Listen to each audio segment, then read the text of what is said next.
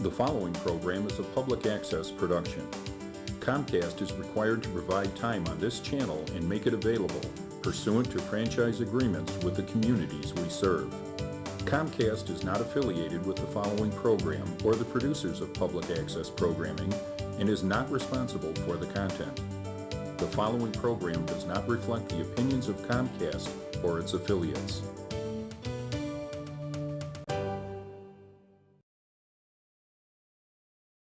The radio show is about to begin. It might just ring a bell. Live local music with your host Al Weissman. It's in a nutshell.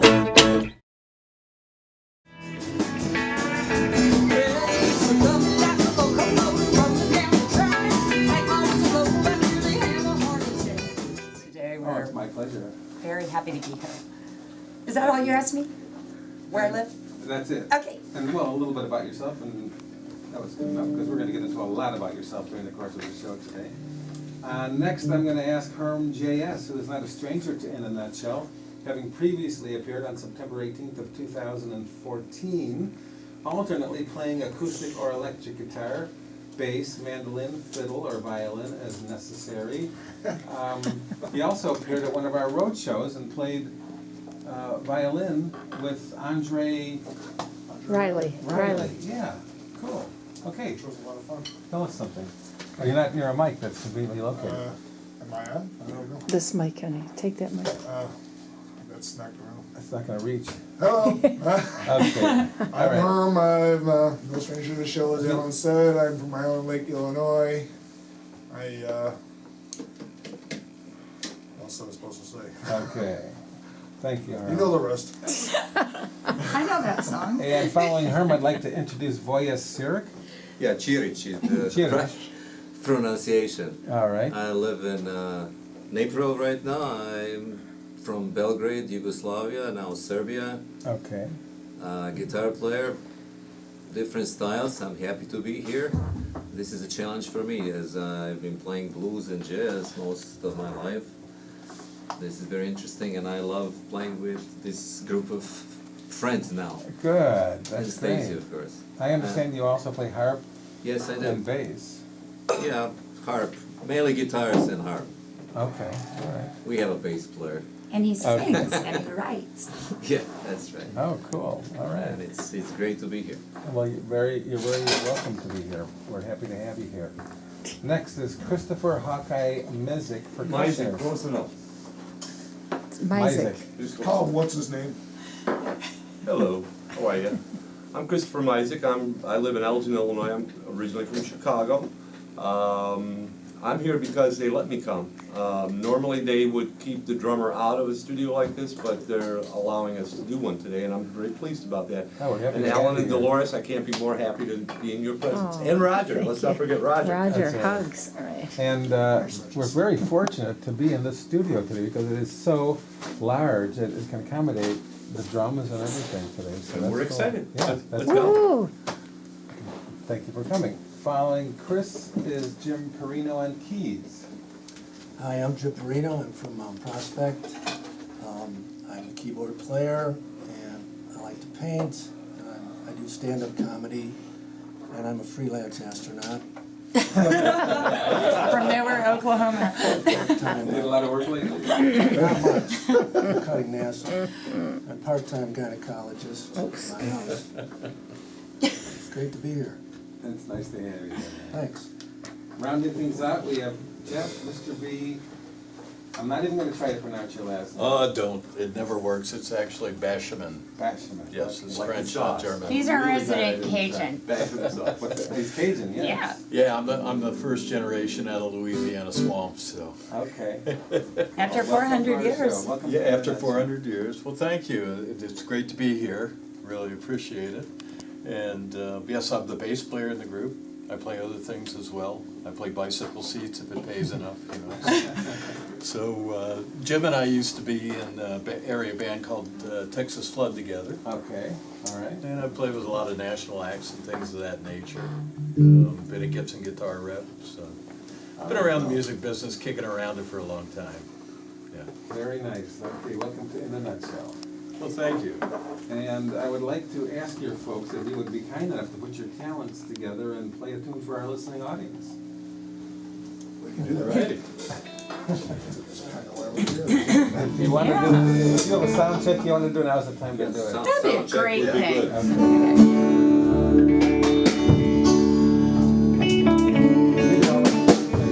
Start controlling the number time. It's not a problem. Is that, That's enough? is that okay? Is this my volume? Yes, I think so, honey. Thank you. Is it everybody's input? No, Just mine? Okay. Ready to go. 1, 2, 1, 2.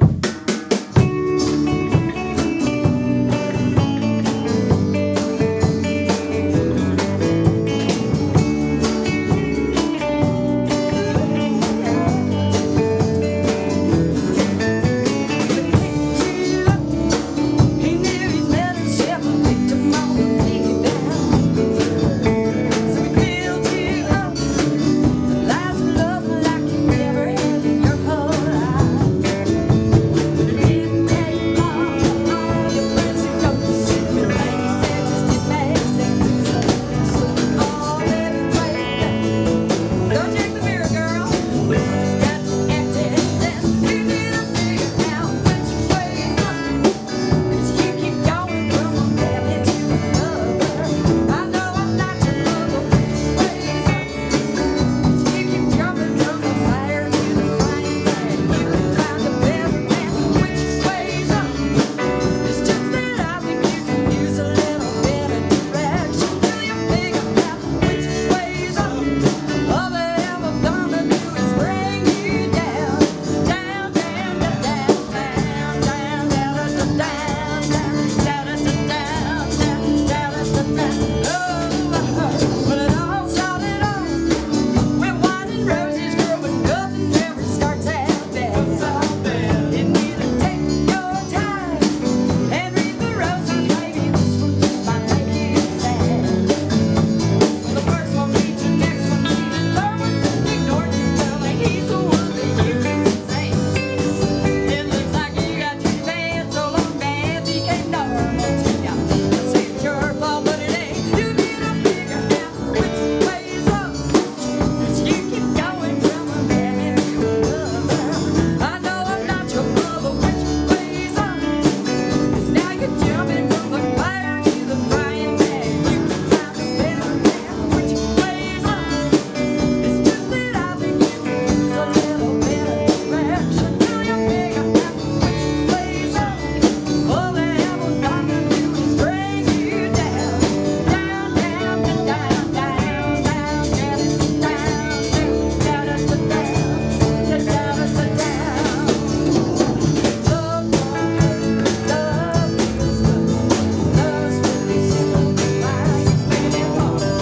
Love ain't the symptom, girl, it's the cure. Now you got to twist it, stop you on the throat. Oh, which way's up? Keep going from one man to another. I know I'm not your mother, which way's up? 'Cause now you're jumping from the fire to the frying pan. You can find a better man, which way's up? Just that I think you can use a little bit of direction. Till you figure out which way's up. All they ever gonna do is bring you down, down, down, down, down, down, down. Yeah, all they ever gonna do is bring you down. Until you figure out which way's up. Woo! Cool. Al Weissman, in a nutshell, that was the Stacey Garrettson Band doing Which Way's Up, written by Stacey Garrettson. Thank you so much. It was really, really cool. Thank you. And now, I'd like to address one of the facts that you mentioned in your intro of yourself, where you said that you are a Chicagoan. Now, I am now. I wouldn't say you're a carpetbagger, but you're kind of a transplant. Oh, we said it to a southerner. I'm actually not even a Southerner. I'm a Texan by birth. There you go. And lineage for Have to draw the line. long time. But I've been here for the last 11 years now, and I can't see myself living anywhere else, to be honest. Really? Yeah. No urge to go run back to Texas, touch you. Other than that homing instinct you get when your parents start getting older, but I never swam very well in small ponds, so. Okay, well, Austin isn't exactly that small of a pond. Did You'd you be live in Austin, or were you surprised. a small town outside? Of course, I haven't been there, but I expected by now it would be like the size of New York. With all that college expansion going on down there, they've got like unlimited money. to Well, spend it's there. not only college expansion, I mean, it's, whole it town has is so many different industries that we have down there. And you have Dell, you have Whole Foods, you have government, you have university, and it's just a really booming economy at this point. So, yeah, it keeps going forever and ever and ever. Things, when I used to drive in from where I grew up, which is a long way from there, well, 80 miles is a long way when you're a kid, but like Dripping Springs is about 45 minutes outside of Austin, and it doesn't stop until you're in Austin now. Dripping Springs. Uh-huh. So what direction is that from Austin? West, 290 West. Actually, the lead singer of the Bodines lives there now, and I kind of got a giggle out of that. So, but when you left Austin, you really didn't come straight to Chicago either. No, I was in Europe for about 4.5 years. Oh, really? Yeah. In Where Milan, about in Madrid, Europe? Paris, London. They used to take my picture for a living. So, Oh, you were like a model, huh? yeah. I was. No singing back then? I was singing in France and had EMI offer me a deal and Warner Brothers there, but I declined those to move to LA and start my music career there, where I was a session singer forever, and really honed my skills as far as studio singing is concerned. The live scene isn't really very prodigious there. Okay, because I listened to one of your songs, Hollywood Life, Yeah. on the advice of, I don't know, I think it was Herm actually, that sent me the song in private messaging, and it kind of clued me into the idea that you were in Hollywood. I for was some in LA period of about time. 17 years and saw a lot. 17 years in It LA. was, yeah. Y'all are gonna figure out how old I am if I keep telling you how long I lived everywhere. And the upshot of all that was to go back to school? To go back to school now, I went back to school much later. And I was just doing the entertainment industry at that point and phasing out the modeling career, moving into singing, and then eventually writing and recording and all of that. And so, and then school was after that? Yeah, I went back really late. I went back in my late 30s and I'm wrapping up my PhD right now, so defending that Cool. dissertation pretty soon. In what area, may I ask? In clinical psychology. Really? So what's the topic of your dissertation? Transgender women born prior to 1980 who are male to female and transitioned in midlife. Could you repeat that back? Yeah.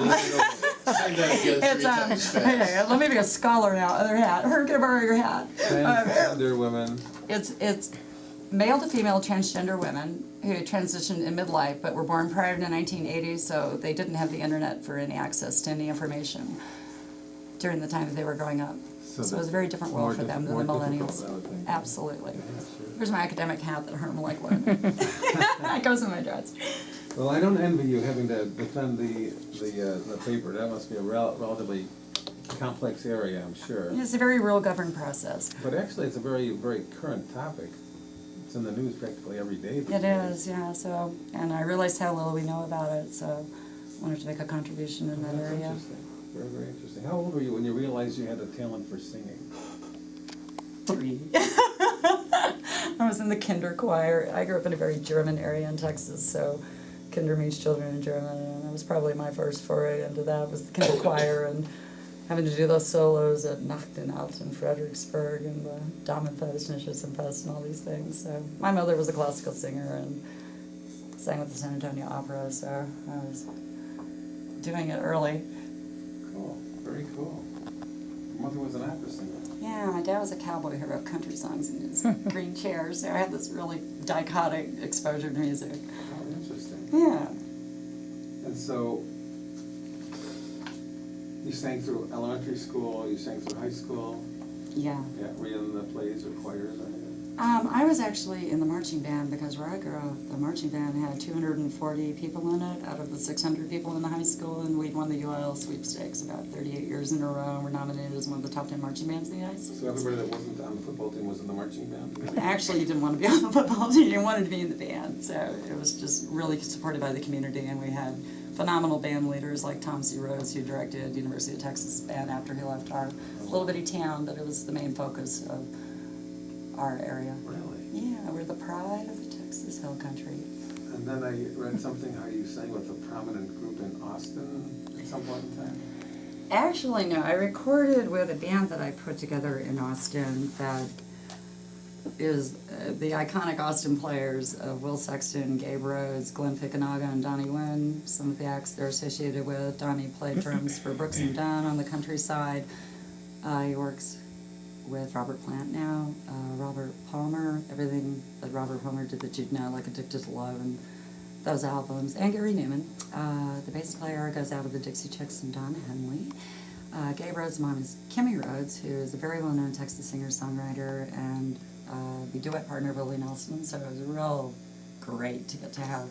Gabe actually produced the record, and then Will Sexton, who's Charlie's little brother, was the other guitar player. So we just come together and formed a For the Record band, and that's who we recorded it with. Oh, wow. Yeah. Well, that sounds like fun. It really was great.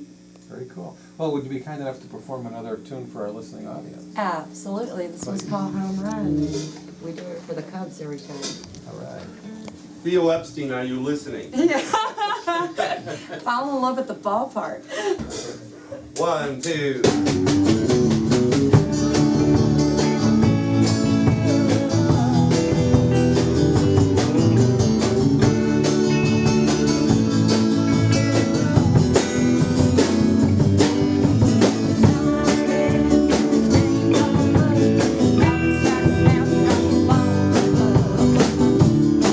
I'm never feeling any kind of connection, yeah.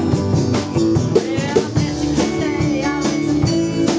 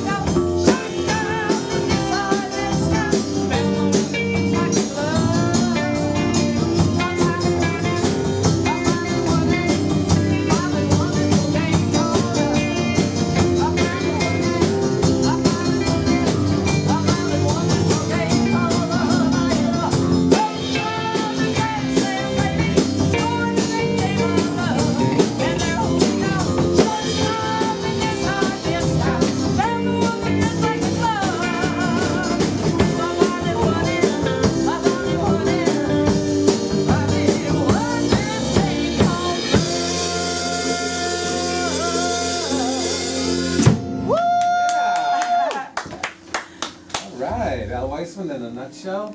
Aren't these guys great? They are wonderful. They are unbelievable. You're all great. I am so lucky. Doing a tune called Home Run. When you write a tune, when you do so by yourself, are there any particular circumstances under which you prefer to work? Naked. Drunk. No,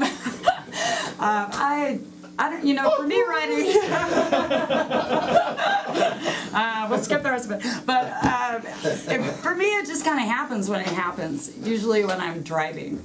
Okay. And it'll just come out, the melody and lyrics at the same time. But I almost always write about my own life. Almost always. There are some songs that aren't, but they're inspired by things that I've seen. I have a lot of visual inputs that get me going on different ideas to become something totally different, like a scene in a movie will inspire some lyric that becomes the song. Okay, all right, cool. So do you find any similarities between the creative process that you employ when doing your studies and those that you employ when writing a song? There's a great deal of creativity in academic work because you have to be able to connect dots from different disciplines. In the social sciences, for example, you would take anthropology, sociology, psychology, and you know, be interdisciplinary is how I actually do most of my academic work. And there's a high level of creativity in that, and very similar actually to the way I write songs. I don't do a lot of edits. It just kind of comes out, and you know, I might move a few paragraphs around, but for the most part, it's just sort of a free form and non-edited. Do you dictate your work, or do you write it down by hand? On songs or? Either. I don't write anything by hand. I use my iPhone for everything, and when I have an idea, I'll jot down a note or sing it into the memos. And on academic work, I always work in Word because I know it's going to have to be a paper, so I just like to start where it's going to be at the end instead of having to, you know, find it. Okay, all right. Alrighty, and assuming, you know, of course, that you're going to be successful in defending your dissertation, what are your professional plans after that point in time? Well, we're here, and you know, for me right now, the only thing I really want to do professionally is really live an authentic life. You know, when you're 20, 30, 40, or wherever you are, you get your kids out of their house and you go, okay, what am I going to do with the next 40 years? And I took 20 years off this business to raise my daughter because I needed a check every 2 weeks instead of hoping I got booked for a gig or a session. And, you know, you get free and you've got all this time and you're like, wow, I should be doing what I love to do with the rest of my life. So as far as I'm concerned, this is it. Oh, cool. Yeah. That's cool. And I've got great people to do it with, which makes it fun, easy, and it has to be fun. It has to be fun. Absolutely, absolutely. So now, do you ever collaborate on songs, writing songs? I have, it depends on what the project is. Or, you know, people send me tracks and I'll lyricize those, but this project was really more about memos to people that have been in my life, and some of which are gone, and my daughter and different people that I had specific messages that I really wanted to say to them. And so this album's kind of a compilation of the history of my relationships and what I'd say to them now. Okay. But yeah, the guys all write too, and we're looking at different stuff for the next project too. Very cool. Yeah. So you do plan to stay in this area after you? I do. I really love Chicago. I love all the seasons. I love the people, the culture, and I just dig it. I'm very, very comfortable and happy here. And it's Great. Very good. Okay, can you play us another tune? Yeah. Please. We're gonna do a song called "In a Fair World," which is real torchy. What's it called? In a Fair World. All right. And it's pretty. 1, 2, 3.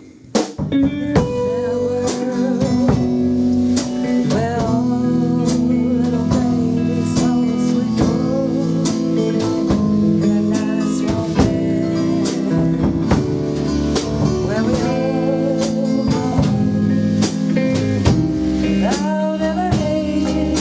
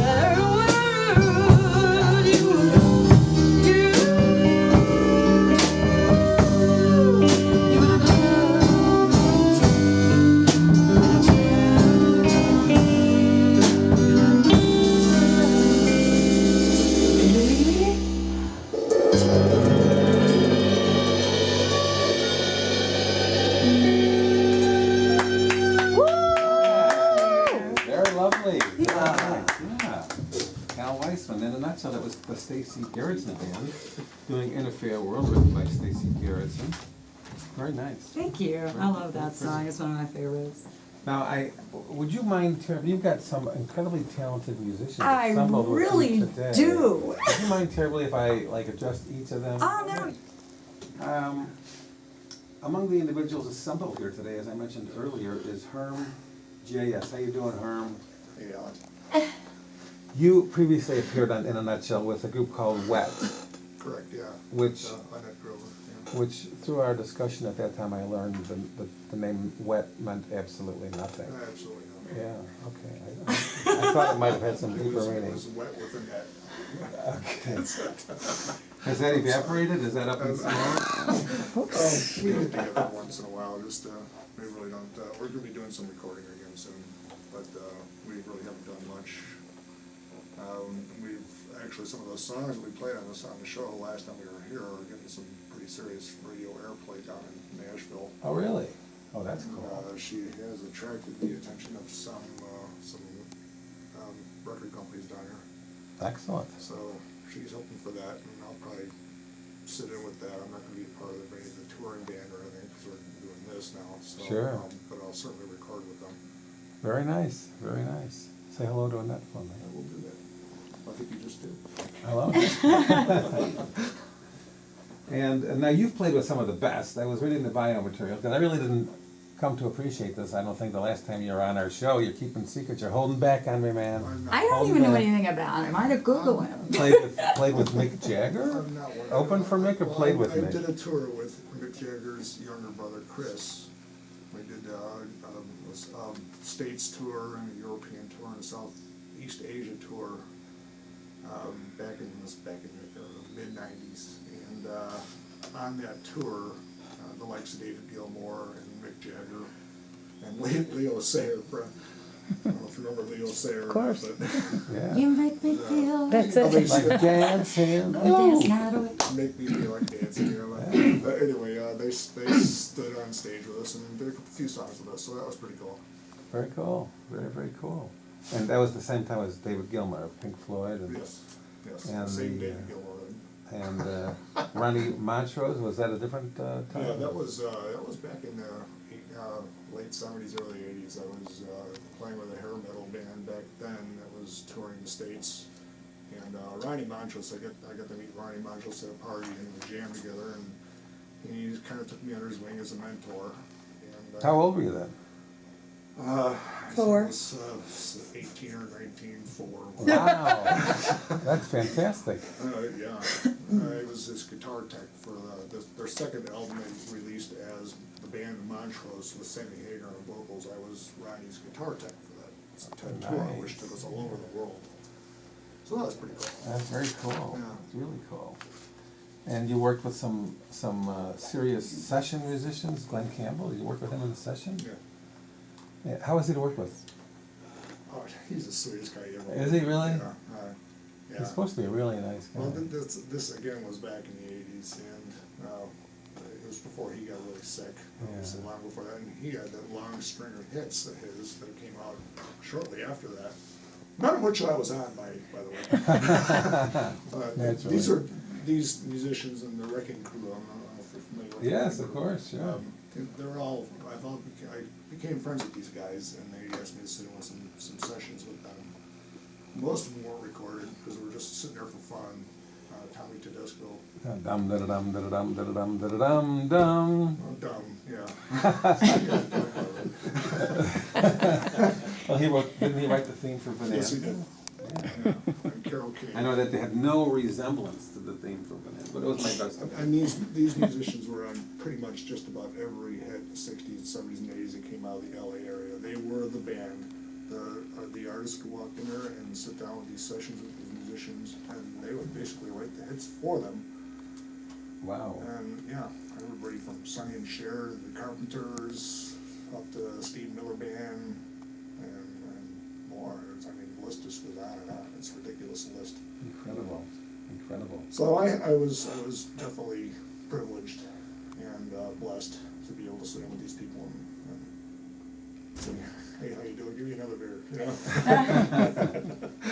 So how you feeling now? Feeling today okay? Yeah, I'm good. Good. And you also serve as kind of a manager for this group? When Stacey and I first talked, Bruce Gordon, you know Bruce. Yeah. He introduced us. He's supposed to be on our show, I think, in a couple of weeks. Bruce Gordon, you know, with the Cave Dwellers? Oh, right, yeah, the Cave Delores, yeah, that's like a 50-year-old band. Yeah. They've been recently reanimated and First on the list. they're supposed to be here on the 8th of He December. introduced me to Stacey, and I was kind of put in a position of getting a band together for her, and look at the wonderful musicians that Oh, you did a hell of a job. Right? Look at that. Go Yeah. her. Woo! All right, well, it's truly a pleasure to have you with us Oh, today. thank you, it's good to be here. And if you wish, no pressure, what does JS stand for? That's my first two initials of my real name, John Scott. Okay. Oh, All right. that's a nice name. Can I somehow induce you and your fellow musicians to play another tune for us, and perhaps Stacey to sing I'm one? pretty sure we can work I could do that.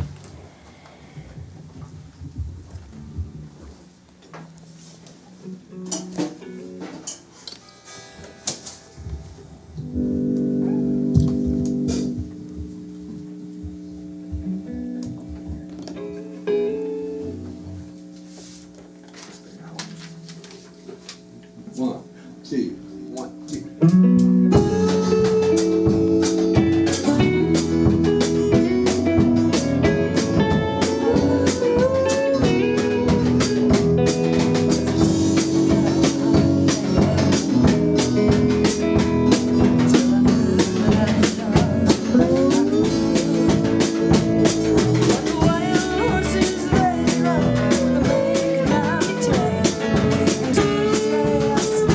Thank you.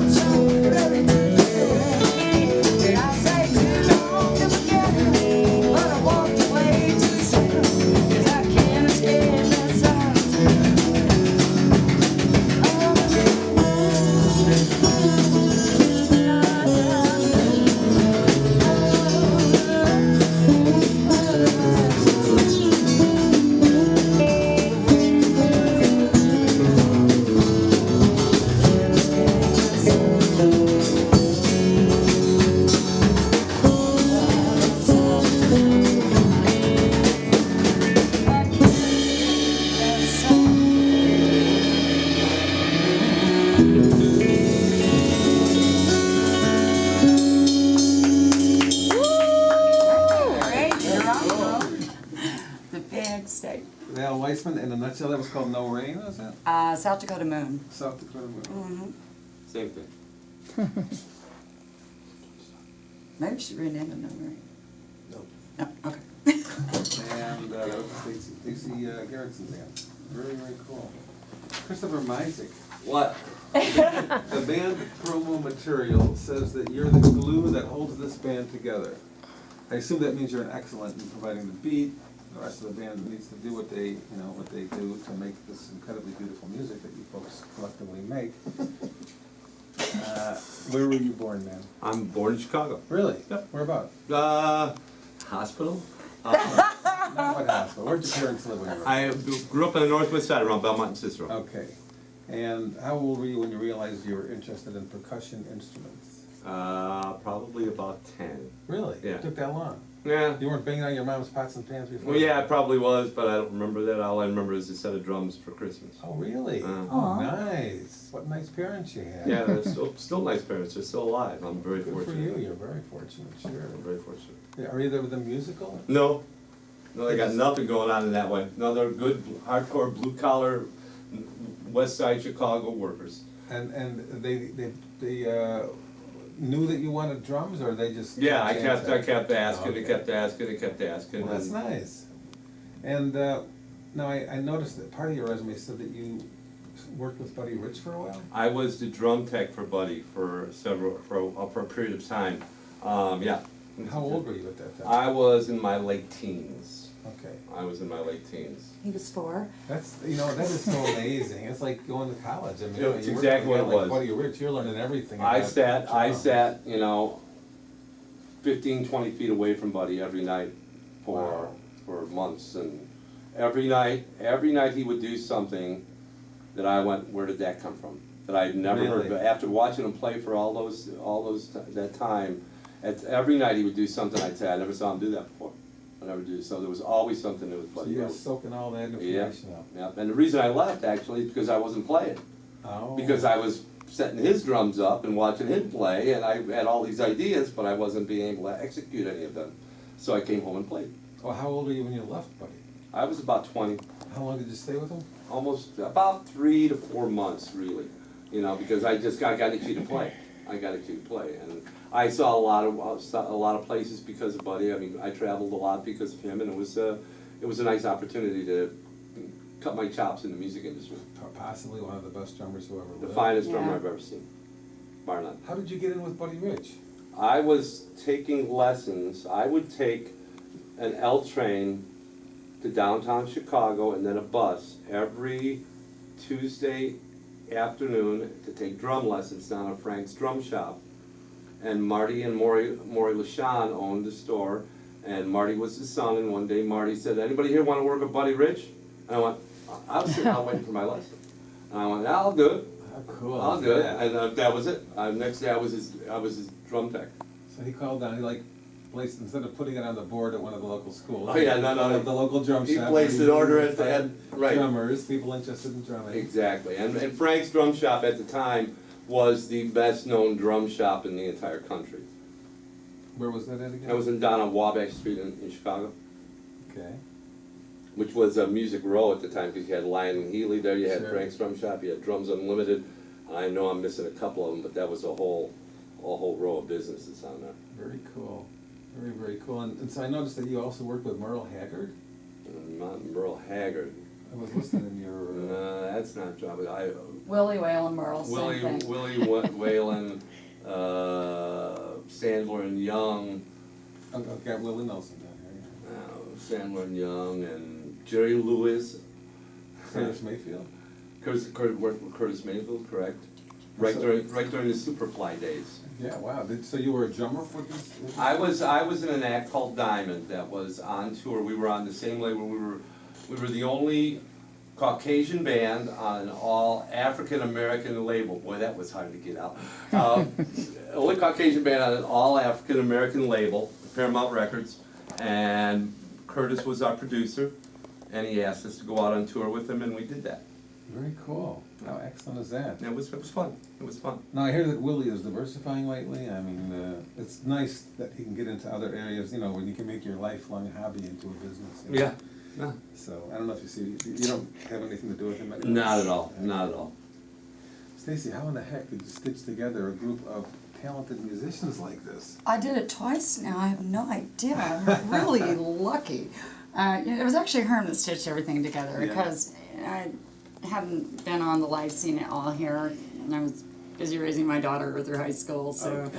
I wasn't thinking about anything. But as Herman said, Bruce introduced us, and I had actually met Voya first because I went to go see Bruce play, and Voya opened for Kurt Michael's band, and I got his card and we became friends. I'm like, I got this record. I need a band. Because I can't sing it by myself. And, One of those.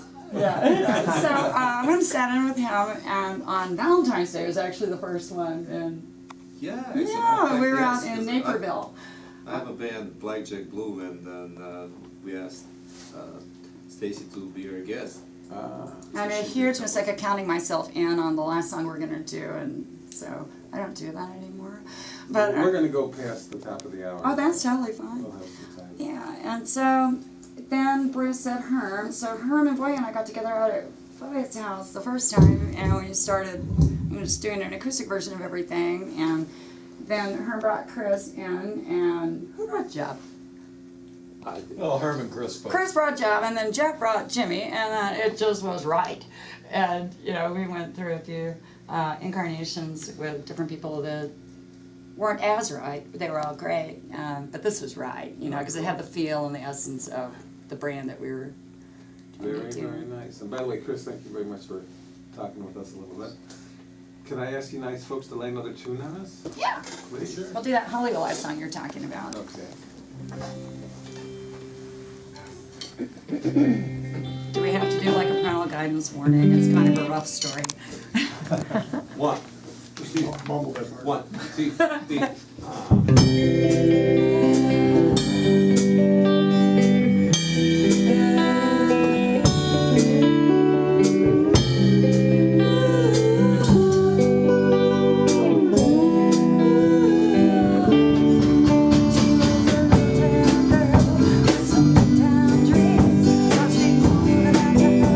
Thank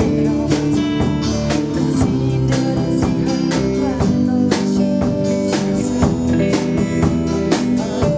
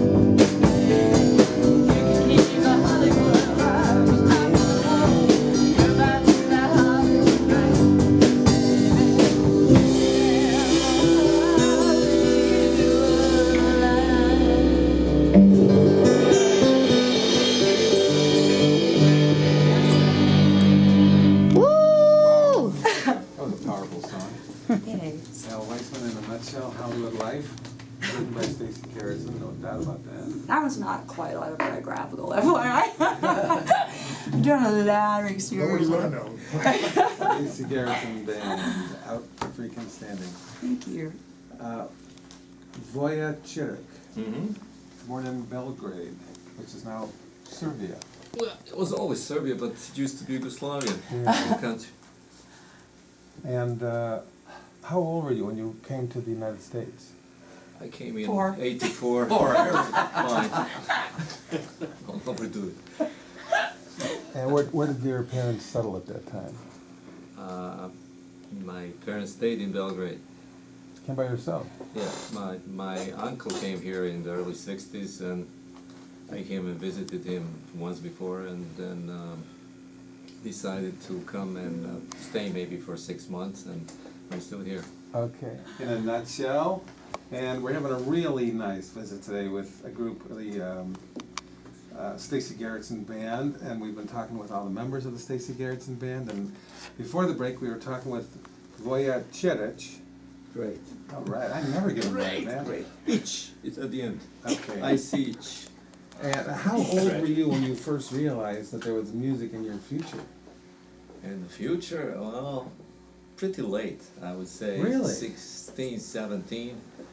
There was I got no my- music for you before then? Just terms of listening, and playing, yeah. I grabbed the guitar when I was like 9 or something like that, Is he close enough to the mic? and I thought I could play the Magnificent Seven and stuff like Great that. movie, yeah. Yeah. I'm into westerns. I always was, especially when I was a kid. Okay. Watch all the westerns, I didn't and know I that. know. Well, they were shooting them not too far from where you lived at that time. So. Yeah, absolutely. I remember it. So anyway, later on, my father was a soccer coach, so we moved from country to country and so on. So I was actually in Istanbul when How cool I started. is that? Are you a soccer person yourself? Yeah, absolutely. Even now? Even now. Cool. So I He started, plays.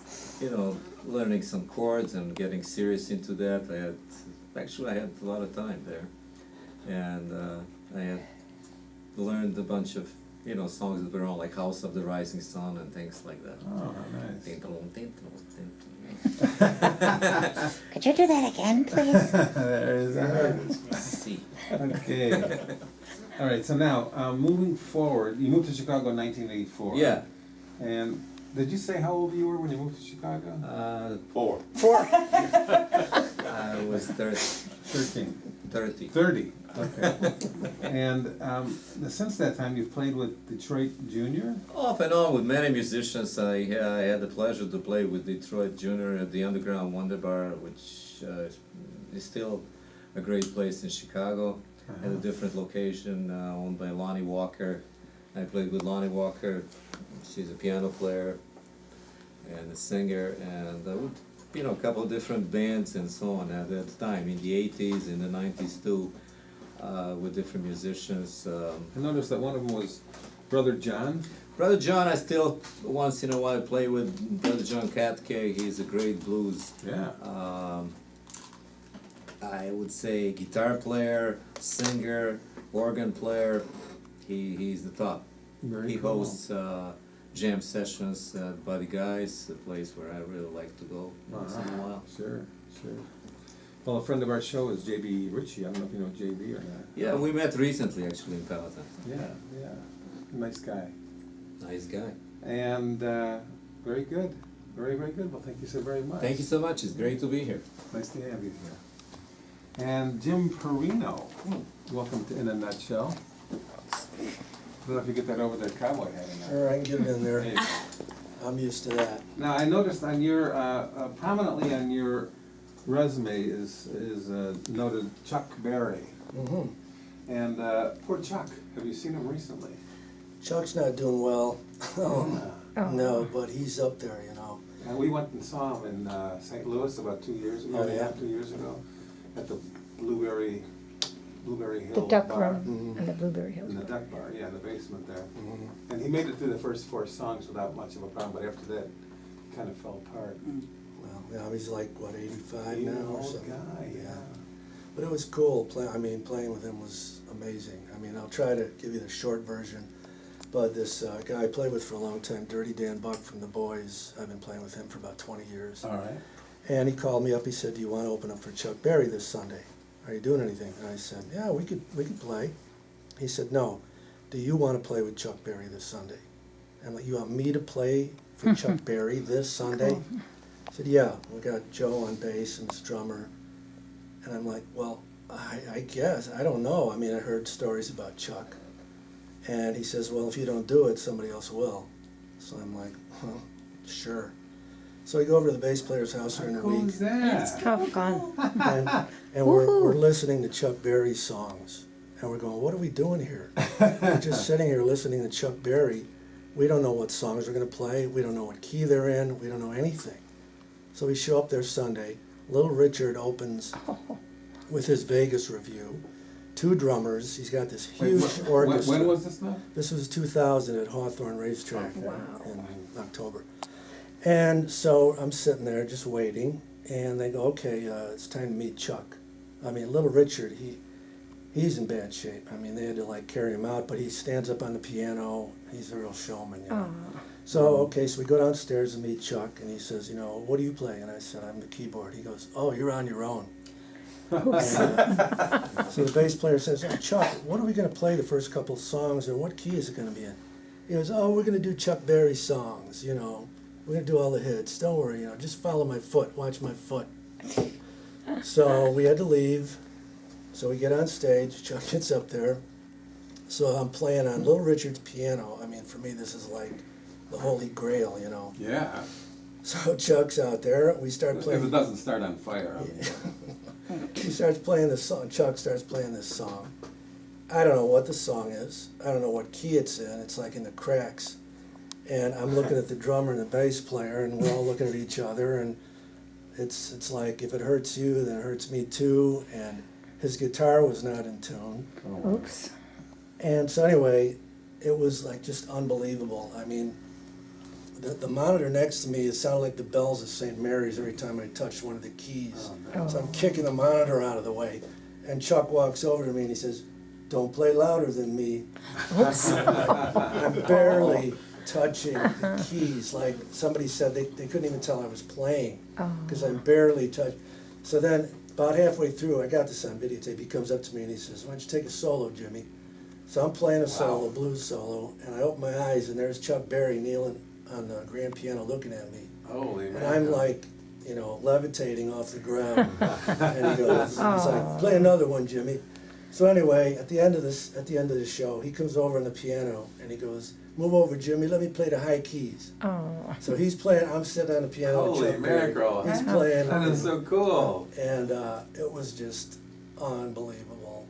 It was like, that was it for me. He is incredible. He is an amazing person. Yeah. We wanted to interview him recently. We were stupid not interviewing him 2 years ago when we saw him. He was still mostly okay, but now they say he doesn't even see anybody anymore. He's completely withdrawn. Although he said he would come back to do more performances, but they don't really expect him to. I think he's got emphysema or something. That's a bummer. He was working with his son and his daughter at that time, and she was very nice. She would bring him water, and his son was on the guitar. Interesting. How fascinating is that? And then the Little Richard's orchestra, when we come back there, you know, he goes, oh, you guys, one of the horn players said, oh, you did a good job, man. I said, thanks. He goes, last week we played, and Chuck went over to the piano player, pulled the microphone out of the piano and threw it on the ground. Uh-oh. Oh. Glad I didn't hear that story before I started. That is so cool. The, 1 second here. So where are you from originally? I'm from Mount Prospect. Oh, really? Yeah, all my life. Did your mom require you to take piano lessons, or was that something you asked for? My mom played a little piano. I used to sit in her lap. I was 35. I started taking piano. I was 8 years old, and the Beatles came out, and I wanted to play the guitar. My father said, you started playing the piano, you're going to stick with the piano. You can't switch. So it wasn't the worst sentence they've ever heard. Yeah. So I stayed on the keyboards. Very nice. Very, very cool. And so what did you play in middle school and I high took, school? in high school, I took, like I was in harmony and arranging class. I never really did well in school, music theory. My teacher gave me an F sharp. He was a real comedian. But I went to the American Conservatory of Music in Chicago for a little while with a friend of mine. And, you know, so I had some classical training. Okay. But I've been playing in bands since I was 11. And I started as a front man, but yeah, I've been doing that ever since. Well, so I read that you opened for ZZ Top on one Oh, or yeah. more occasions? Or? Yeah, well, playing with Dirty Dan Buck from The Boys, I've been like playing with him forever. And we've opened up for, you know, Kansas, Cheap Trick, ZZ Top a couple of years ago. Cool. There was a Rib Fest in Naperville. Doobie Brothers, just a whole bunch of people. That really sounds like fun. Yeah. Any particular incidents or episodes that ring a bell in your head right now? Well, at the ZZ Top show, it was like 150 degrees on stage outside in Naperville. And so we're all dying. And then I go, what is this next to me? Is some kind of Stacey's saying, it sounds like home to me. Yeah, and ZZ Top is home too. well, like some kind of speaker next to me, so we're done. ZZ Top's gonna play, and they turn them on their air conditioners. Right there on the side of the stage, you know, it's like they couldn't turn them on for us. Oh my goodness.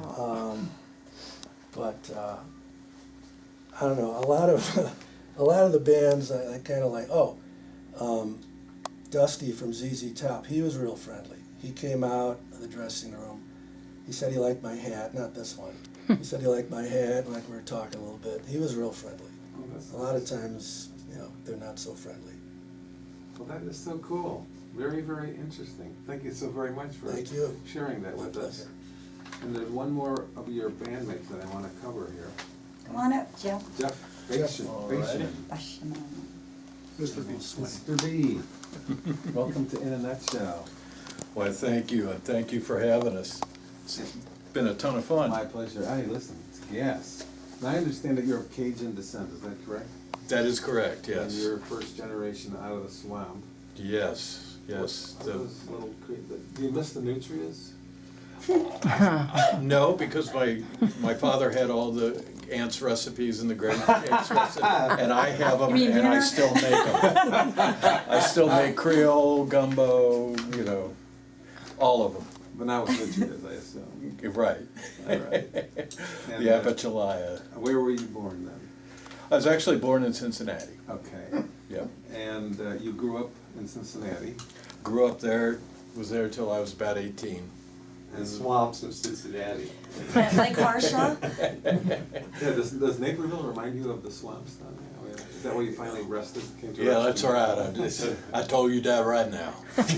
Now you have a little bit of the Cajun chef thrown in there. Oh yeah, my dad done talk like this. He did.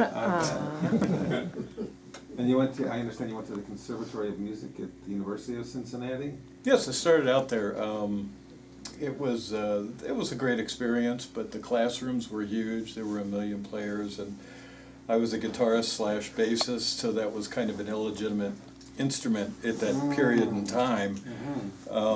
So I wasn't liking that. I heard an internationally famous composer had taken a post at a small college in Naperville, Illinois. And so I wanted to study under him, so I got for the next 3 years to sit around the table with like 5 or 6 people and learn from this guy. Yeah, that is fantastic. It was just What are the- amazing. I hate those math Yeah. classes, they're the worst. Yeah, I know, the big opaque projectors down on the It's stage. horrible. and- You don't even have a yeah. professor there, usually it's some assistant professor that's Right. sitting there. Right. No so- offense, no offense. I didn't hear what you were saying. I was just about letting her. Usually the assistant professors are working on their PhD. Huh? So then, your resume notes some pretty impressive performances. The Lemon Pipers, you worked with the Lemon Pipers? I was an interim bass player with the Lemon Pipers. Green Tambourine. Yeah, I was like 15 years old. I'm Wow. not in my 80s. I was very young. He's more. But you know, the nice part of that is we got to warm up all the dead people when they came into Cincinnati. You know, Hendrix and Joplin and all them. Oh, cool. The 27 Club. Yeah, but what about Billy Preston? Where does he come in? I've not met anyone who's played with Billy Preston. Well, actually, the Lemon Pipers were on the Buddha label, and Billy Preston was initially on Buddha. Okay. And then, just a twist of fate, I was at a band called Mad Anthony that was tied to, or that was signed by A&M Records about the same time he went to A&M. So I started doing a lot of studio work while we. Will it go round in circles? Yeah, exactly, and just kind of hooked up with him through that. We had mutual friends, producers, and things of that nature. I see. You know, Mad Anthony sat around for 2 years, and you know, back in the day, the record companies would sign 10 bands with only the intent of releasing one album. You know, and they put their money into some group called the Police or something. Oh, God. So they, and they're still regretting that, I'm sure. But, so I hooked up with Billy, you know, through session work, and, you know, it was like old times again. Hey, you used to be with Buddha, you know, that sort of thing. And then went on to, through Billy, I met Lowell George and worked with him of Little Feat for a while. All right, yeah. Whereas he also worked with the association at some point in time? Yes, that they put together second and third generations of that group and toured them around, you know, and I was in one of those. I'm still not sure which one, but yeah. That's very cool, very, very cool. So you had a lot of fun performing with those groups, yeah? I did. That'll be a gas. It was awesome. You know, the road trips are kind of exhausting, but you know, it's a lot of fun when you hit the stage, and I bet. You know, a lot of quality musicians. I was in awe of. You know, I kept saying, "What am I doing? What's wrong with this picture? I'm in it." And then finally, you went to the Gibson Guitar Company? Yes, I did. I You did. still with them now? No, I left them in the mid-90s. I started out, was the rep for 5 states in the Pacific Northwest as a district manager, and then that's how I got back. I was promoted to a regional for one of the divisions and got back to this area. Very cool. Yeah. Very nice. Well, thank you so very much, and thank you for coming to In a Nutshell. Oh, today. thanks for having us. Hey, Having a blast. It is a gas. Yeah. Can I ask you folks if you could do one more tune for us, please? Yeah. I see you raising your hand, Stacey. Question in lengthy marriages, and one that I came up with myself at one point.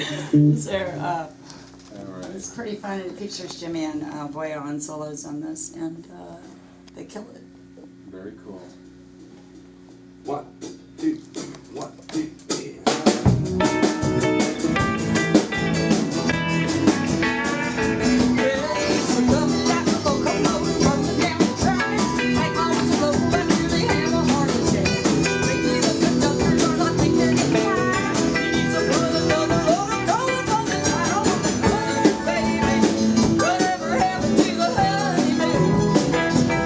Felt like the very same saying that you might be your wife.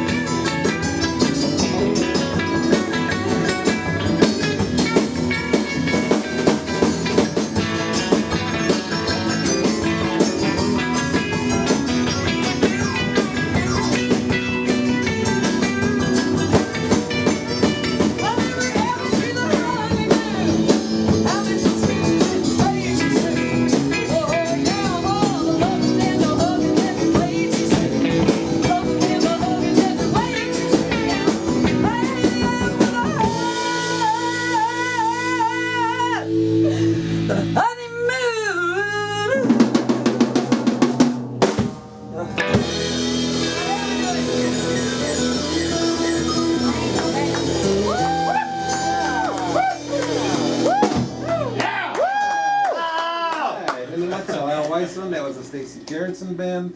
Whatever Happened to the Honeymoon, written by Stacey Garrettson.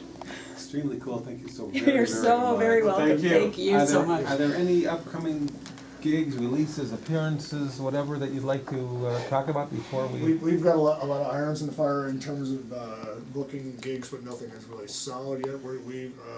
I've been talking to people about some big gigs. My philosophy is go big or stay home. Okay. So, but we are gonna set up some. And I just do whatever Herm says. I Where love I that go. about it. I wish I could get that at home. Anyway, we're gonna be doing some local stuff too. So. Okay, cool. Well, that's about all the show we have time for today. I want to again thank Judy and Judson Brown for appearing on In a Nutshell. Your musicianship was awesome, Judson, and you were truly fun and interesting to talk with. And you and your mom were both, your singing was excellent. Oh, thank you. Good luck to you. And I'm talking about our first guest. Well, thank you for that too. I'll take full credit for your first guest. Thank you to Stacey Garrettson Band for appearing on In a Nutshell today. Your musicianship was awesome. Really, you guys are just out. Okay, this is your cue now. Me. I'm 4 years old. And you're all fun and really interesting to talk with. Really, a fascinating group of individuals. That was rule number 2. It has to be fun. Yeah, oh yeah. Thank you. Thank you so very, very Thank you, much. Thank you, Delores. Alan. Thank you. Thank you, Roger. Thank you so much, Delores. Coming up now for sure. Of course, the Stacey Garrettson Band is one of the hottest On bands. iTunes, Amazon, and every illegal download site that there is. And the album's called Living Art. Cool, very, very cool. Later in December, we're gonna visit with the Cave Dwellers, a reanimated band from the 1960s on December 8th. On December 15th, we're gonna visit with Kofi Baker, son of Ginger Baker, Woohoo! who was in a few interesting bands in his day with Eric Clapton, including The Cream and Blind Faith. The son responsible for the sins of the father, and intend to focus on Kofi and Kofi music while he is visiting In a Nutshell. And on December 20th, we are hosting an event featuring Kofi Baker, Jimmy Sands of the Shadows of Night, Woohoo! and bluesman Bobby Massano, and many, many other musicians. So we may be playing a portion of that performance on a later installment of In a Nutshell in late December or early January. In late December or early January, we're going to be playing our annual Christmas show, wherein we explore the story of Claudine Langer, former wife of Andy Williams, who was living with Spider Sabish, an Olympic-level skier, when Spider told Claudine he wanted to leave. And shortly Whoops. thereafter, Claudine put a bullet Bad in his decision. stomach and put Spider in the ground. Shot him at point Poor blank Spider. range. Claudine was tried and convicted of a greatly reduced charge, something akin to littering. Spent 30 days of her choosing Spider. in a luxury hoosgow, and subsequently married the attorney who defended her in the case, and has been able to live the good life in Aspen, Colorado ever after, while Spider Sabish remains dead. So all the while we play lovely holiday Andy Williams music throughout, and other appropriate holiday music. So we're Woohoo! talking about some really fun and interesting editions of In a Nutshell on the horizon, and as we decide the who and the when of it, we'll let you know right here on our show In a Nutshell, and at our Facebook site, www.facebook.com/In-a-Nutshell with Al Weissman. As to future talent who will be appearing on In a Nutshell, what we may be doing. And you can rest assured that your In a Nutshell team will be ceaseless and ever vigilant in our search for talent to bring to this venue for your listening and watching pleasure. I want to thank Delores Weissman, without whose active support and energetic participation, the show wouldn't be half as much fun as it is. And without his celebrity voice impersonation of Marge Simpson, I don't know what we would do. Thank you, Alan. Thank you, Marge. And without his videography, we wouldn't have a Comcast show, though. So there you have it in a nutshell. I want to personally thank you for listening to In a Nutshell today. I hope you enjoyed the show, found it fun, entertaining, and informative. If you have a comment or something to say about today's show, email us at in.anutshell@att.net. I want to remind you to tune into our Comcast show this Saturday Woohoo! from 8 to 10 p.m., Channel 17 in most of Lake and McHenry counties, Channel 19 in some areas outside of Lake and McHenry counties, and Crystal Lake being the pain in the butt that, no offense, gets Channel 74. You have your own channel for our show, so that's cool. And tell your friends and neighbors to tune in each week, same We great love time. Crystal Lake. We love Crystal Huh? Lake. Same great station for another edition of In a Nutshell, except they had a dentist there that once really. That's true. Have a great week.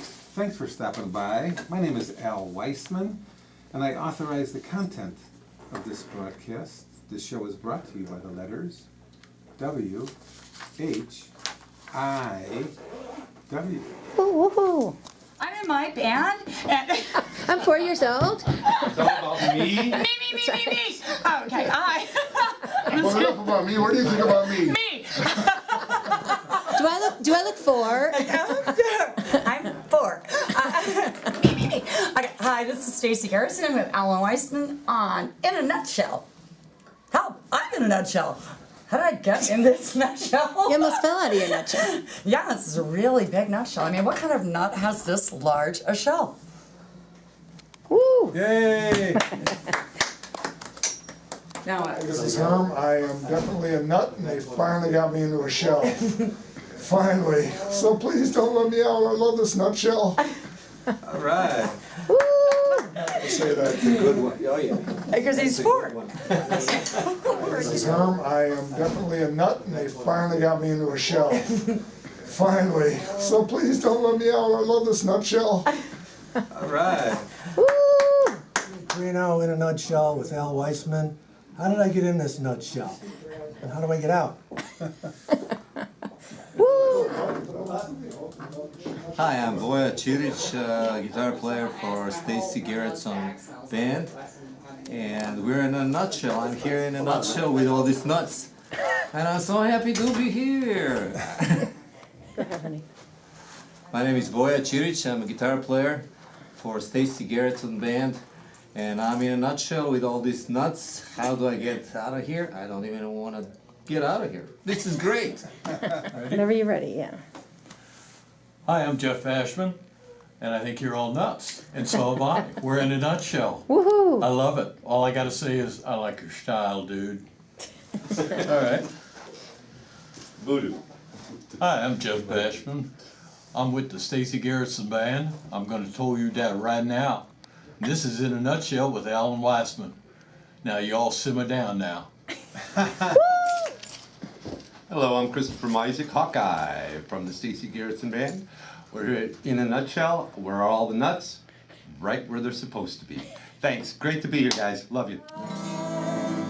no use leading with our chins. This is where our story ends. In a nutshell.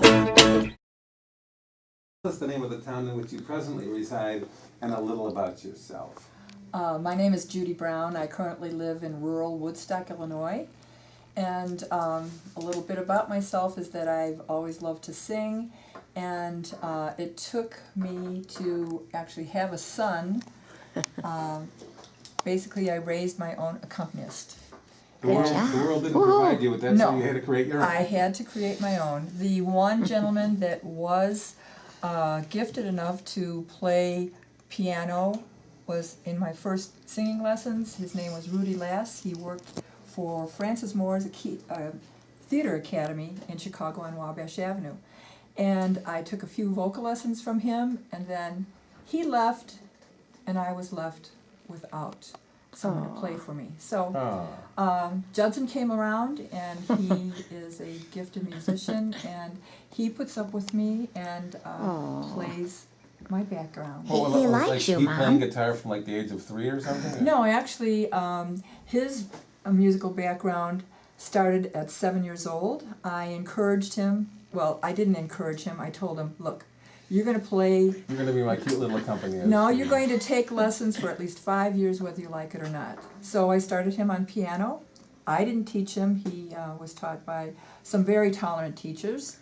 And then he... Not that he was difficult. No, Judson was his own... Not that he required tolerance. No. So that in 4th grade he picked up the recorder. In 5th grade he picked up the saxophone. In high school he continued saxophone and bassoon. And then everything changed when he picked up the guitar at about 15 years old. Woohoo! And from there we actually started quite quickly after that to do open mics and things of that nature. But he can play any song in any key, and I just thank the Lord for him. There's Woo! We all do. Judson is an incredibly talented guy. Incredible. And Judson, did you want to say something in your own defense? In your own defense. I don't know if there's a whole lot I can say. After an introduction like that, I'm just glad to be on your show, Al, and playing We're glad to have you. playing some music. Question: am I too close to this microphone? No, you're actually exactly in the I'm right exactly spot. in the right spot. And then the mix that I'm hearing in my head, is that the mix that's going to transmission, or is that a monitor mix that's Is that the mix you exclusive to hear me? at Monitor. home in Why your is it head? delayed? What? It's a monitor. Is it delayed? No, it's not a monitor. It's a monitor, but is it? I'm talking about balancing my levels when we perform, whether I'm singing too loud or quiet. If it's my own monitor mix as opposed to the master that everyone's hearing, it might be. No. Last time I was here, I was too close to the microphone. I had no way of knowing. Also, I need a mic for my guitar because you can't tell I'm playing it. Kind of. Pretty You loud. need a mic. I do. Okay, we'll get you a mic. You'll take this mic over there. I'll take your mic. Oh, all right. No, here, I'll take this one. Or, Scoot this Oh, one. that's in right, there, and then he she could can use this scoot that one. one. Okay, there you go. There you go. It's all right. There we go. And That's what I you was can thinking. still hear me? Yes. Can you hear my guitar? Oh, I can hear the guitar. Awesome. All right. So then, now that we have all the levels straightened out, would Okay. you folks be kind enough to entertain our listening audience with one of your tunes? Yes, this is one of the first songs that I learned when I took vocal lessons. The song is called I Wish You Love. It's pretty good. I still haven't learned it. Yes, you have.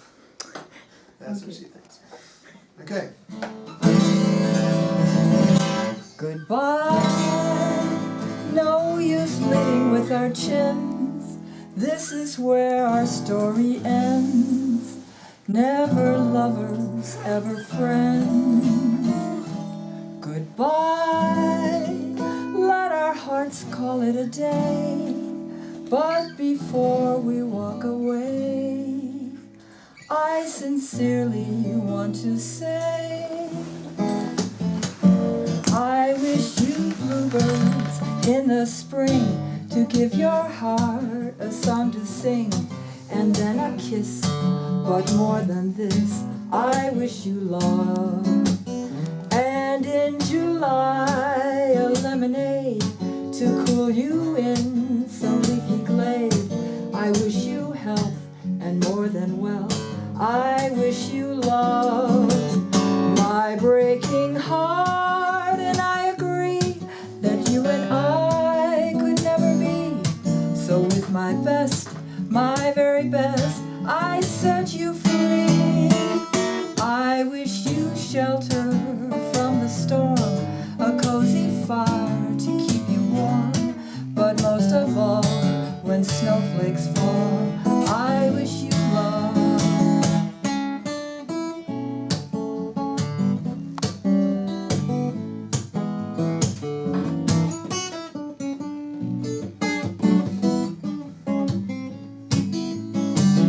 My breaking heart, and I agree that you and I could never be. So with my best, my very best, I set you free. I wish you shelter from the storm, a cozy fire to keep you warm. But most of all, when snowflakes fall, I wish you love.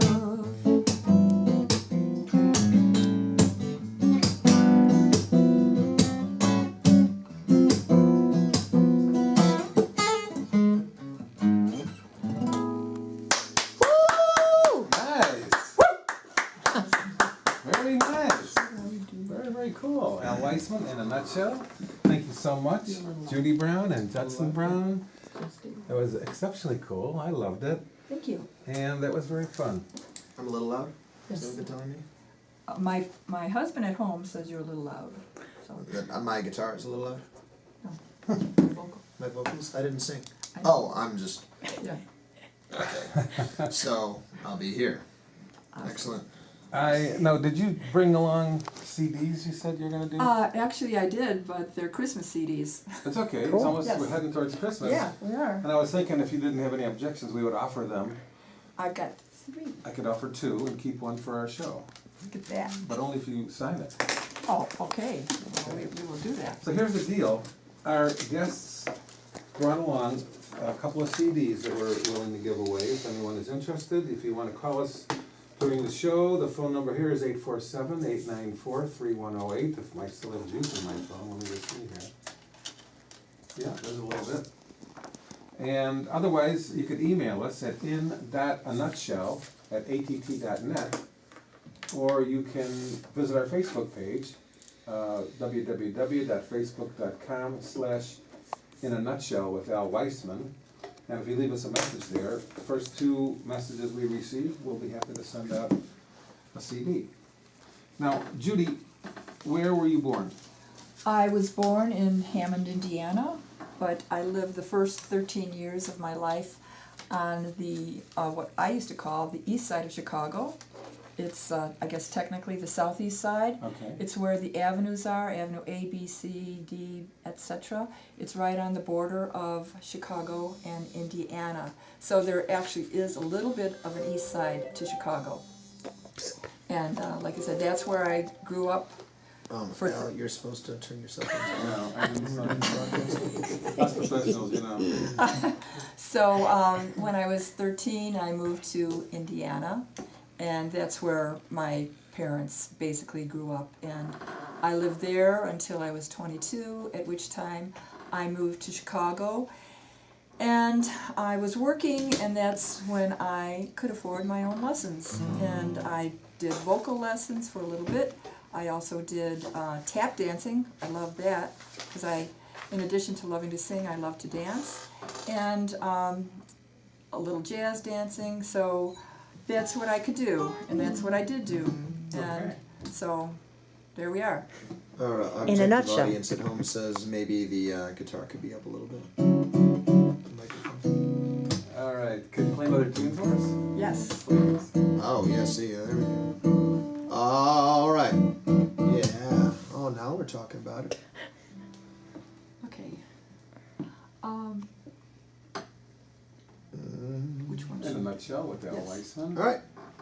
So, yeah, we're trying to mix. All right, what do you want to do? Let's do the By Mir. By Mir, Miss Duchesne. All right, if I'm too loud, turn my microphone down, because I'm going to sing on this one. That's what they tell me. All right.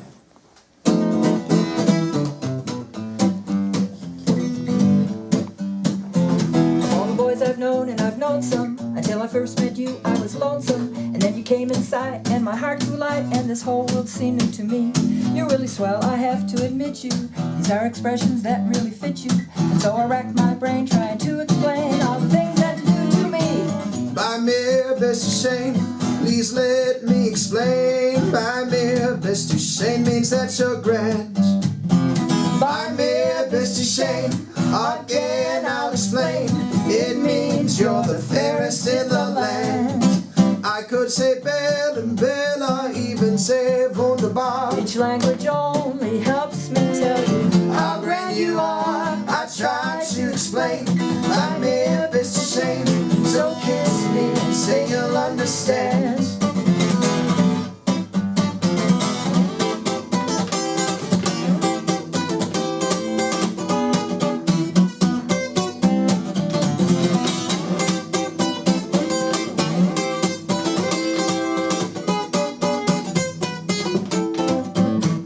Could say belle and bella, even say wunderbar. Each language only helps me tell you how grand you are. I tried to explain.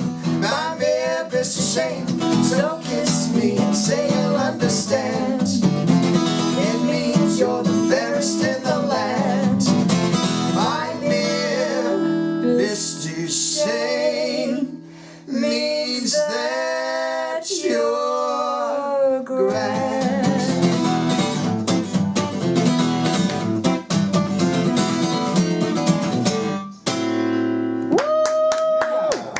We got a good mix on that. Good version. Very, very nice. Yeah. Very I cool. remember that song from the movie Swing Kids, which was Christian Bale's first movie. Al Weissman in a nutshell. That was Judy and Judson Brown doing By Mir, Miss Duchesne. And it was a really excellent version. You don't play any instruments, huh? No, my voice is, well, I do a shaker egg sometimes. What? She does a mean A shaker shaker. egg. A mean shaker? Oh, Shaker okay. egg? No, my instrument is my voice. That's a lie. You play piano, sort of. Yes. And you I learned piano enough to monitor what he was doing with his lessons, so I could. And she knew enough to know that I wasn't actually reading the sheet music, Yeah. that I was just playing by ear. Yes. Some people got the read music gene switched on in their head, and some people have the learn how to improvise gene. And I was definitely the latter. Okay. Now you said you had 6 brothers and sisters? Yes, I am the second oldest. I have a brother who's 20 months older than I am, and it goes all the way down to 20 years younger than me. My youngest sister is 20 years younger than me, and I have a sister who's 5 years younger than me, a sister 8 years younger than me, a brother 10 years younger than me, a sister 11 years younger than me, and then the 20-year-old. Wow. 20, yes. Okay, hold that thought for 1 second. Yeah. I just want to say this is Al Weissman. In a nutshell, it's 2:30 in the afternoon, and you're listening to WHIWLP, Harvard, Illinois, 101.3 FM. So now, are any of your siblings musical? Actually, my youngest sister is very vocally gifted. Really? She sings, she used to run, and occasionally still runs karaoke. All of my siblings can sing. They can, carry a note, not necessarily in a bucket, but yes, they're very gifted. And when we get together, Christmas, we generally have a nice little jam session. But my sister Betty is the one who is more vocal in her vocals. And like I say, Judson and I have been playing out probably since around 2006 or so at open mics. And we have a regular gig at the Farmers Market in Woodstock, generally the 4th Tuesday of the month of summer. And from that, we have had the opportunity to play for a few festivals and private parties and such like that. Okay. So, anyway. All right, cool. Now, how about your parents? I understand that they were slightly musical? Again, a neat fact is my father was on the radio station back in probably the 40s, 30s or 40s, singing I'm Looking Over a Four-Leaf Clover. So I'm not the first in my family to be on the radio. He preceded You're me. right, because he was on the radio. Yes, but my mother always sang in choir, the church choir I was and referring things to like that. Judson when I said he. Yes, I know. We're not on TV, we're Yes. on the radio. Okay. So, yes, they were musical in that sense, and I enjoyed listening to them as I was growing up, always singing in the kitchen, in the living room. I had an uncle who was gifted as a guitar player, and I loved hearing him play. And again, family gatherings, he would get his guitar out, and we would all sing. And I loved to hear the harmonies that my mom and dad did, and I'd always try to harmonize. And actually, that is something that carried over to all my siblings. When we get together, it's not just uniform singing, it's always someone's doing different harmonies. Nice. And that's really fun, really a lot of fun. Well, could you do another tune for us, please? Yeah, one of my influences was, actually when Judson went to college, he would bring home almost, at least weekly. No, don't talk about this. No. This is copyright infringement. No. I would listen to them. I would listen to the songs that he brought home on CD, because it was from the library and I could listen to them. Sure. We never made copies of them. No, I listened really No way. well. No way. Anyway, June Christie is one of my favorite artists, and I think she's probably best known for a song called Something Cool. So we're going to do that now.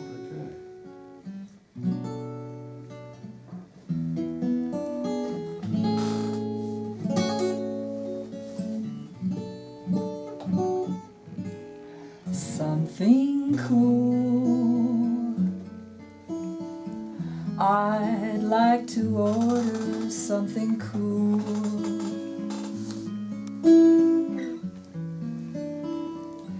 It and the heat gets me down. Yes, I'd like something cool. My, it's nice to simply sit and rest a while.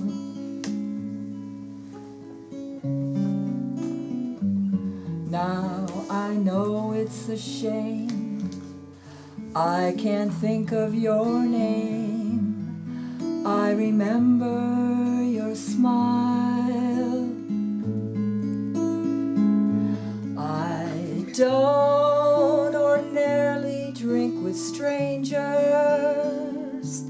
I most usually drink alone. But you were so awfully nice to ask me, and I'm so terribly far from home, like my dress.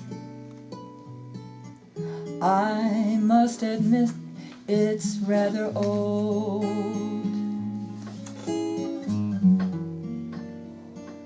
but it's simple and neat. It's just right for the heat. Save my furs for the cold. A cigarette? Well, I don't smoke them as a rule, but I'll have one. It might be fun with something cool.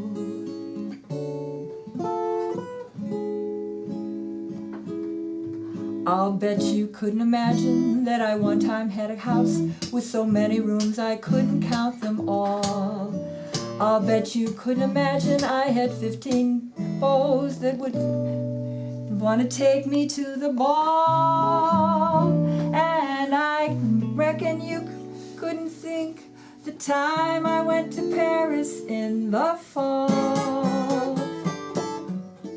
And who would think the boy I loved was quite so handsome, quite so tall? Well, it's through.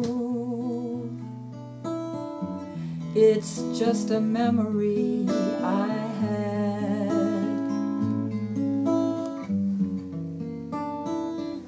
One I almost forgot, 'cause the weather's so hot and I'm feeling so bad.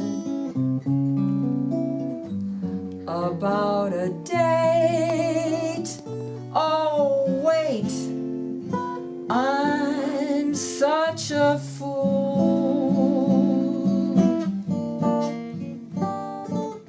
He's just a guy who stopped to buy me something cool.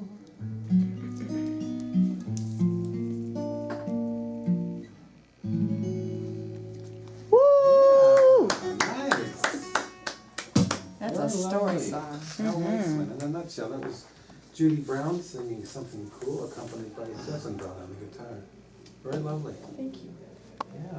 We have more fun songs to play. That was kind of a slow ballady That is a thing. downer. She's just like, yeah, I've given up on life. Give me a drink. Like that's. June Christie, like just music to do Prozac to. It's a lot of fun. I like the chords.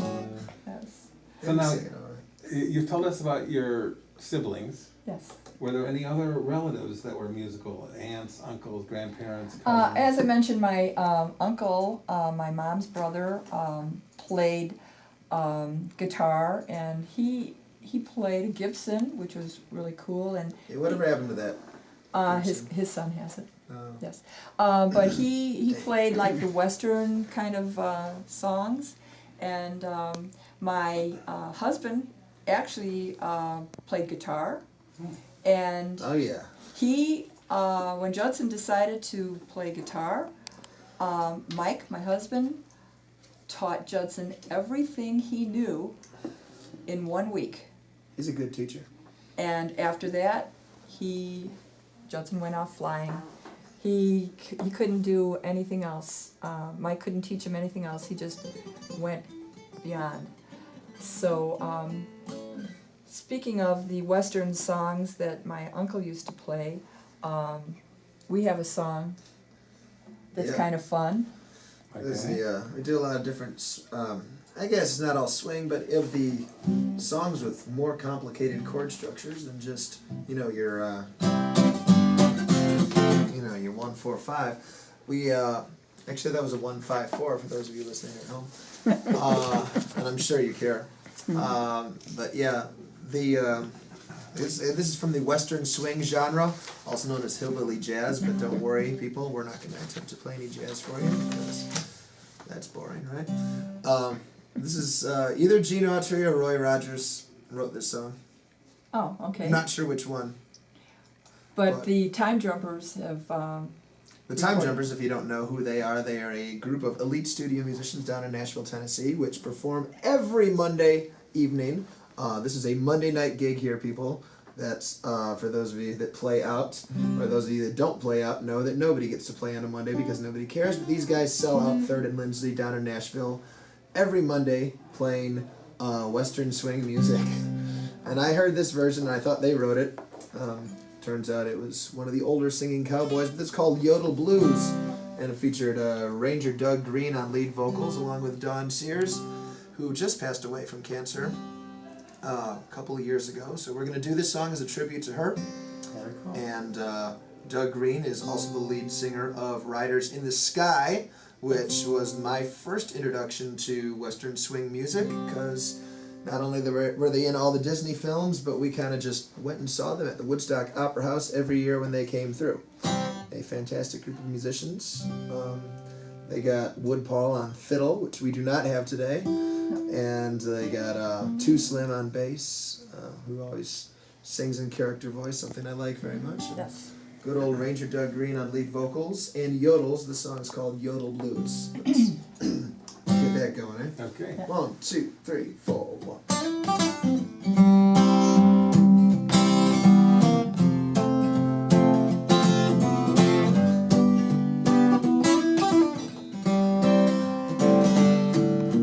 Oh, yodel lady, got the blues. Yodel lady, just for you. Yodel lady, in the sweetest little home I ever knew. Oh, yodel lady, gotta go. Yodel lady, don't you know? Yodel lady, and to sing the yodel lady blues. Way up New York City, they've got a different style.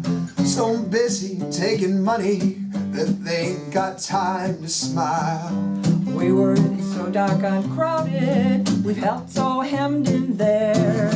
We came back to Texas to get a breath of air. Oh, yodel lady, got the blues. Yodel lady, just for you. Yodel lady, in the sweetest little home I ever knew. Oh, yodel lady, got to go. Yodel lady, don't you know? Yodel lady, and to sing the yodel lady blues.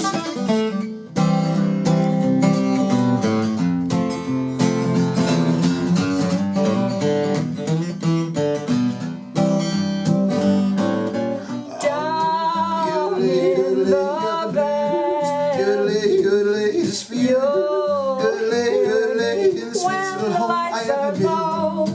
Down in the band, yodel lady, don't you know? Yodel lady, the yodel lady, we're so lonesome, we don't know what to do. I guess we're sentimental, feeling the way we do. Oh, yodel lady, got to go. Yodel lady, don't you know? Yodel lady, to sing the yodel lady blues.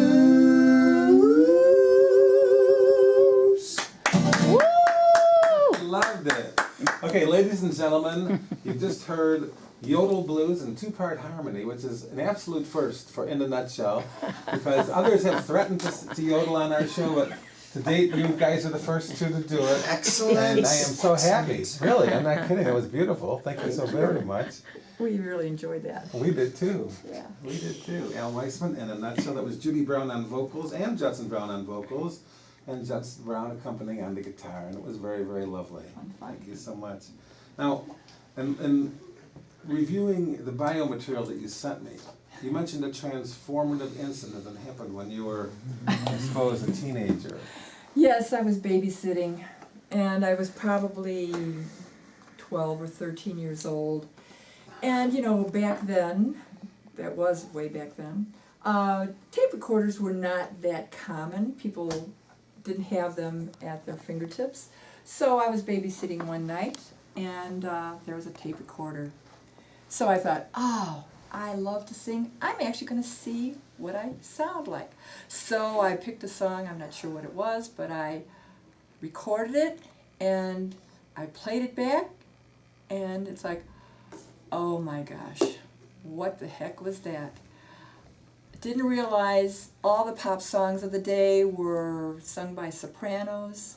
I obviously have a much lower voice, and I was singing like this, and it was real weak and screechy, and it's like, oh, I was crestfallen. So that's when I decided when I could, I would take lessons and find someone who could, you know, make me sound good. And that's what Rudy Lass did, and then now that's what Judson does. And I hope you can agree that I sound better than when I was 13 or 12 or whatever, screeching. Well, we didn't have the benefit of hearing you at that time. Thank but you certainly goodness. sound lovely today. Thank you. I love how you call that a benefit. Yes. No, that was definitely a pivotal. That didn't stop me from singing. As I mentioned earlier today when I talked to you on the phone, I always had records around, but it was what was available at home. Being one of 7 children, there was lots of laundry, lots of ironing. So as I ironed away, I would listen to Tony Bennett and Perry Como and Judson, not Judson, no, he wasn't around then. But Johnny Mathis, Mike, records. I knew my husband, I met him when I was 15, so he would buy me albums for presents, and one of the favorite people that I listened to was Johnny Mathis. So I learned a lot of the old standards from him, and so. Oh, nice. Yeah. It's interesting though how these recordings, the recording devices, come in so handy. Because when we were raising our son, every once in a while he would like have a behavior that we thought was objectionable, objectively speaking, and so you can't tell the kid not to do that because he'll just, you turn around and he's doing it again. Yeah. But we would take a picture of him doing it, a video. And after he realized how ridiculously he looked, And then he would stop doing it. It's true. Did that ever work for you? It would have if you did it. Oh man. Oh man, that's a good idea. That was my wife's idea. She came up with Yeah. it. She would take a video of Justin. And You know what? In That's genius. Judson's defense, he was really a pretty good kid, and yeah, I didn't really have to. No, I'm not talking about bank robbing or anything. No. The mild things that kids do that, Yeah. that you might think that they might be better off if they did it some other way, Yes, like Judson, hello, Judson, kind of an ADD thing. He was tunnel focused on what he was doing, and sometimes you couldn't get his attention.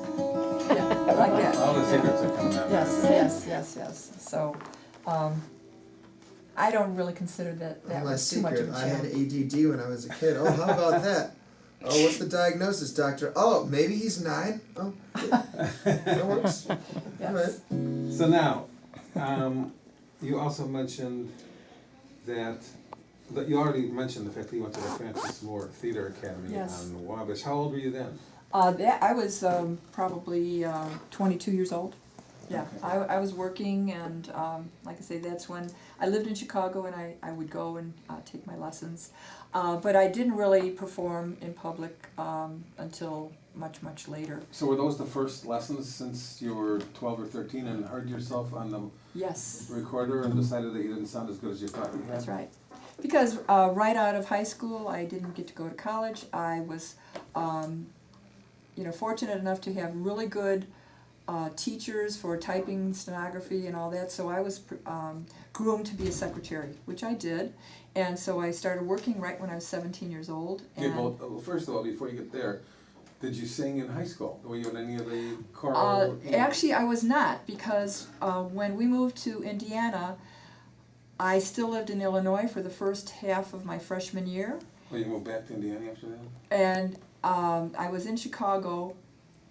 My family purchased a home. They allowed me to go to school in Indiana, but I couldn't do any after school or special classes. So I didn't get to go into the glee club or the chorus or anything like that. And once I was a freshman and I didn't start there, I didn't go on. So the only musical thing that I did in high school was in my senior year. I was in a play called Good News, where I sung in the chorus.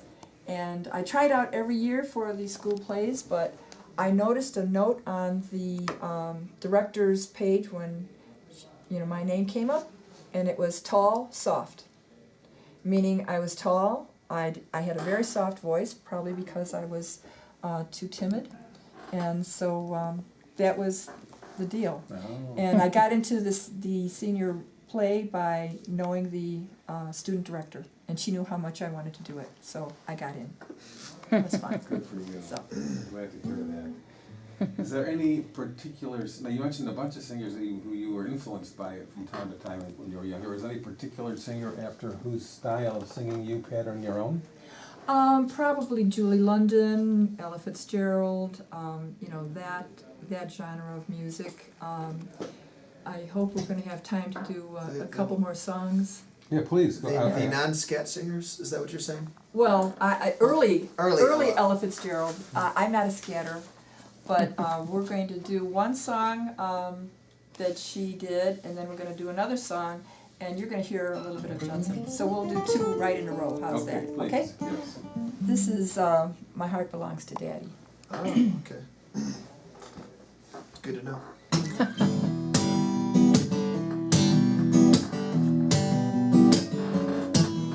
While tearing off a game of golf, I may make a play for the caddy, but when I do, I don't follow through, 'cause my heart belongs to Daddy.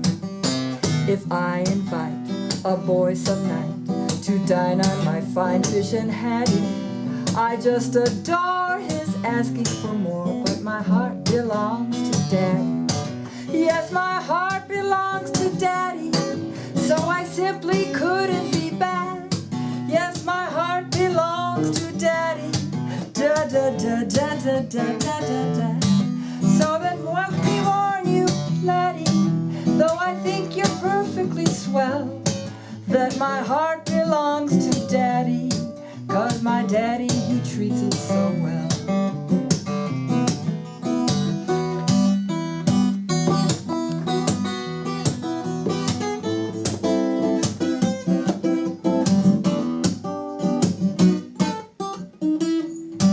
Yes, my heart belongs to Daddy, so I simply couldn't be bad. Yes, my heart belongs to Daddy. Da da da da da da da da da. So now let me warn you, laddie, though I think you're perfectly swell, that my heart belongs to Daddy, 'cause my daddy, he treats it so well.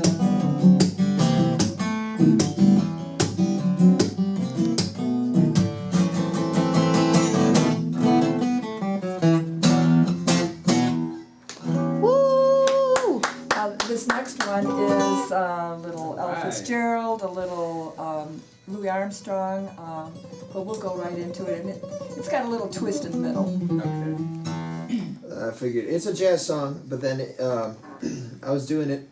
We were playing it one day at the farmer's market, and I decided it could also be a country song, because in country or in jazz music, the big thing was well, if you listen to the Andrews Sisters, it was 8 to the bar, but nobody knows what the heck that means. So it was always about the swing, but in country music, it's all about the twang. Okay. All right. What's the name of this? It's called "It Don't Mean a Thing." What good is melody? What good is music if it ain't possessing something sweet?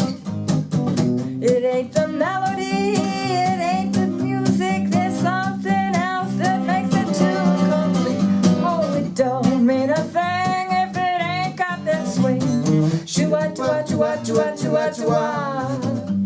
It don't mean a thing, all you gotta do is swing. Choo-ah, choo-ah, choo-ah, choo-ah, choo-ah, choo-ah. It makes no difference if it's sweet or hot. Just give that rhythm everything you got. No, it don't mean a thing if it ain't got that swing. Choo-ah, choo-ah, choo-ah, choo-ah, choo-ah, choo-ah. I said it don't mean a thing if it ain't got that twang. Scoot-a-dum-doo-da-bow-doo-ba-da-ba-da-bow. It don't mean a thing, just start picking on them strings. It makes no difference if your buddies ain't around. Just grab a shot of Fireball whiskey, drink that sucker down. Said it don't mean a thing if it ain't got that twang.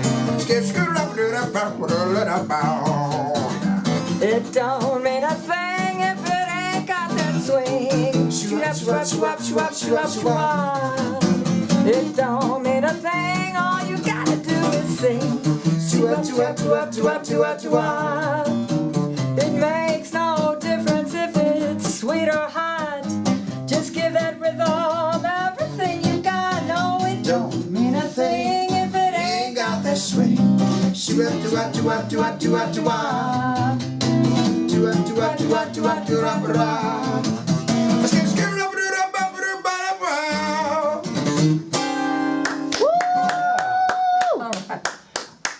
I think we covered most of what we wanted to accomplish today. This was really fun. Oh, I'm glad you enjoyed yourself. Yeah. We enjoyed it. I enjoyed it. I know that.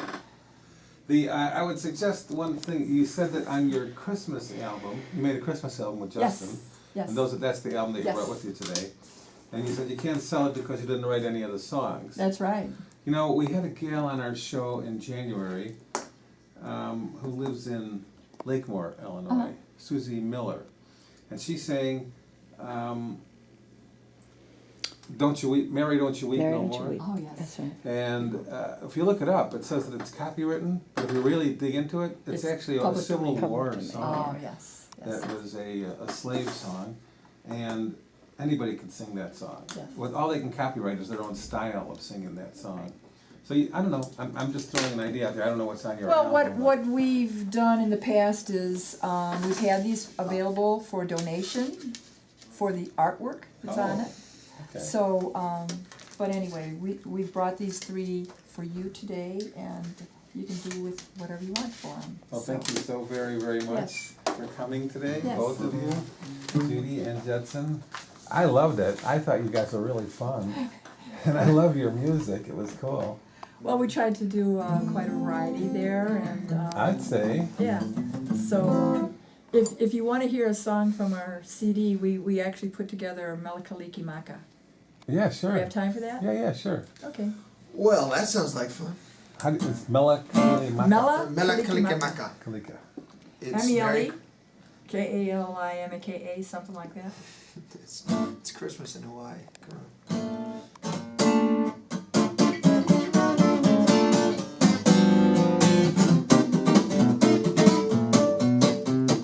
Melakalikimaka is a thing to say on a bright Hawaiian Christmas day. That's the art ingredient that we send to you from the land where the palm trees sway. Yeah, we know that Christmas will be green and bright. The sun to shine by day and all the stars at night. Said Melakalikimaka is a wise way to say Merry Christmas to you.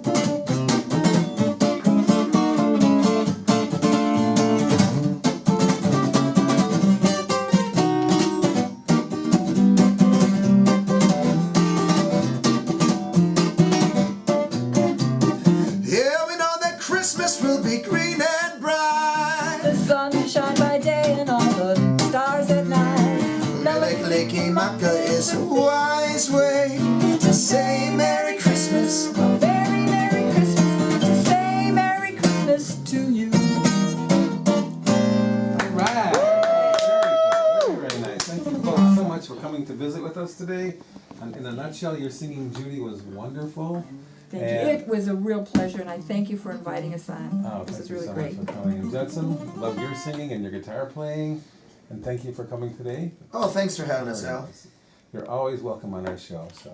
And I got an excellent from my husband. How good is that? I bet you can't get any better than that. I know. That's the highest That's accolade. the only person I was trying to impress. Good luck to both of you. And Thank have you. a wonderful holiday season. Thank you very much.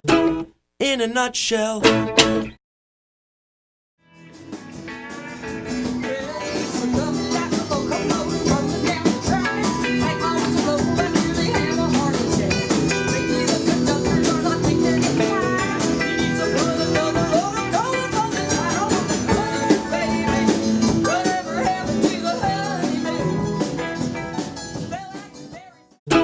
In a nutshell.